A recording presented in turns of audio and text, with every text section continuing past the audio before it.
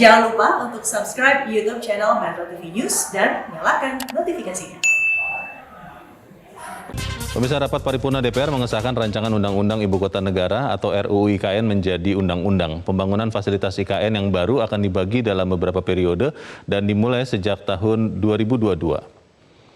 Rapat paripurna DPR yang dipimpin Ketua DPR Puan Maharani langsung mengesahkan rancangan Undang-Undang IKN menjadi undang-undang setelah mayoritas anggota DPR menyetujui. Pengesahan Undang-Undang IKN dilakukan setelah Ketua Pansus RUU IKN Ahmad Doli Kurnia membacakan putusan tingkat pertama RUU IKN.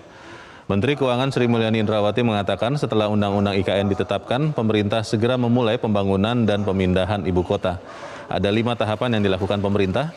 Tahap pertama dimulai pada tahun 2022 hingga 2024. Menteri Keuangan memastikan anggaran pembangunan IKN akan diselaraskan dengan program pemulihan ekonomi akibat pandemi COVID-19 yang saat ini masih terus berlangsung. Alokasi anggaran APBN pada tahun 2022 hingga 2024 akan terfokus pada 3 kegiatan, yaitu penanganan COVID-19 dan pemulihan ekonomi, pembangunan IKN, dan penyelenggaraan pemilu 2024.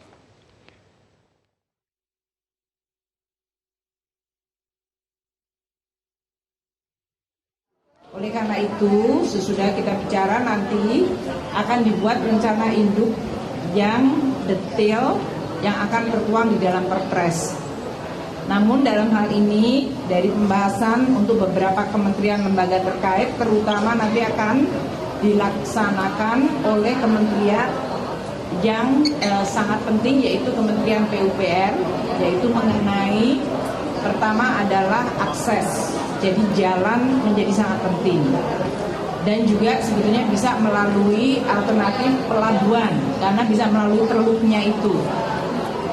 Jadi itu 2 hal yang akan menentukan bagaimana akses dan kemudian momentum pembangunan dijalankan.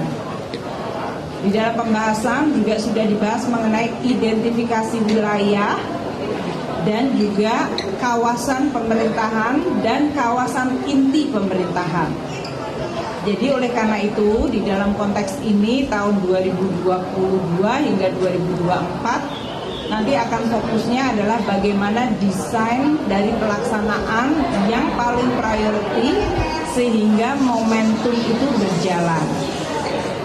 Untuk itu kami dari Kementerian Keuangan tentu kita memahami kita sekarang masih dalam situasi pandemi COVID. Dan kita juga sedang dalam rangka pemulihan ekonomi. 2 hal ini akan tetap menjadi utama.